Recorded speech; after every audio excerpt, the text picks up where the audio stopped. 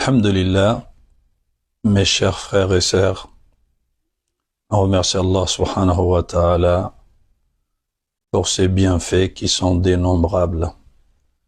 Parmi ses plus grands bienfaits, qui nous a guidés, de nous faire parmi les musulmans.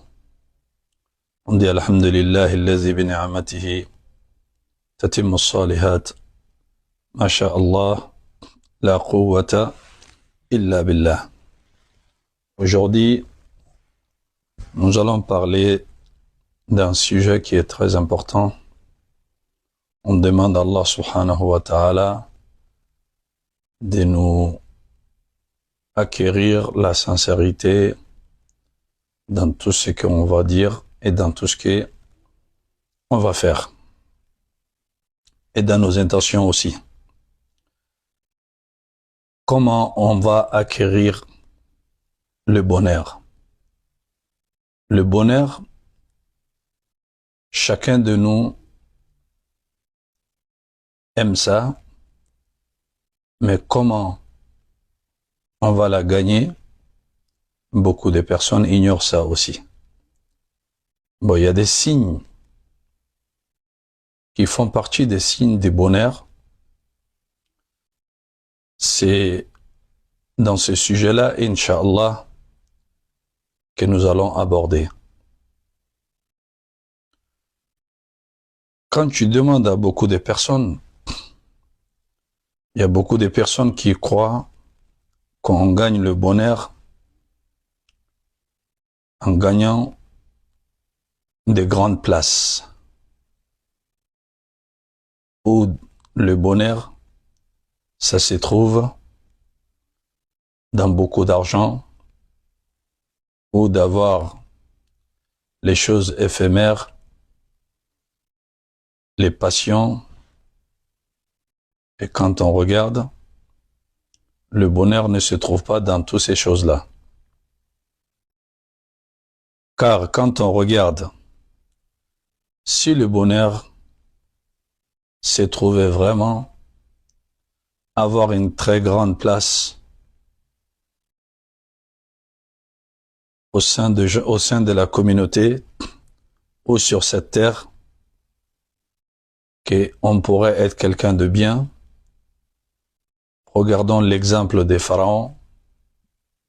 Le pharaon, Allah lui a donné une royauté qui était très grande et une puissance très forte. Mais le pharaon, l'orgueil, ça lui a aveugli jusqu'à que lui-même il dit que celui est Allah qui est aux cieux. Mais qu'est-ce qui a été la fin de sa royauté? Cet orgueil qui lui a rendu aveugle, ça lui a poussé que Allah subhanahu wa ta'ala il lui a détruit et toutes ses armées dans l'océan. Allah il a dit wa aghraqna ala fir'aun wa kullun kanu zalimin. Nous avons anéanti le pharaon et son armée. Ils étaient tous des injustes envers nous, envers le serviteur d'Allah subhanahu wa ta'ala. Il y en a qui croient aussi, ou ils pensent que le bonheur, on peut l'acquérir que d'avoir beaucoup d'argent. Allah subhanahu wa ta'ala nous a donné encore un autre exemple sur les riches qui s'appelait Qarun. Allah subhanahu wa ta'ala, il a parlé seulement des clés de ses trésors, pas le bien qui se trouve dans les trésors, les clés seulement. Allah il a dit wa ataynahu min al-kunuz, nous lui avons donné des trésors ma inna mafatihahu latanu bil usbah ulil quwwa, des trésors qui l'air clé. Pour les transporter, il fallait des hommes, des groupes des hommes forts. Ça, c'est seulement le clé. Ce n'est pas le magasin. C'est ce qui se trouve dedans. Mais cette richesse, ça lui a causé beaucoup de problèmes. Il a été orgueilleux envers Allah, envers le serviteur d'Allah subhanahu wa ta'ala. Il n'était pas reconnaissant en remerciant Allah subhanahu wa ta'ala pour le bienfait qu'Allah lui a accordé. Donc, Allah subhanahu wa ta'ala, jusqu'à Qarun, il a dit comme Allah subhanahu wa ta'ala, il lui explique. Quand les gens ils l'ont donné des conseils, wa ahsin kama ahsan Allah ilayk, wa la tansa nasibaka min ad-dunya.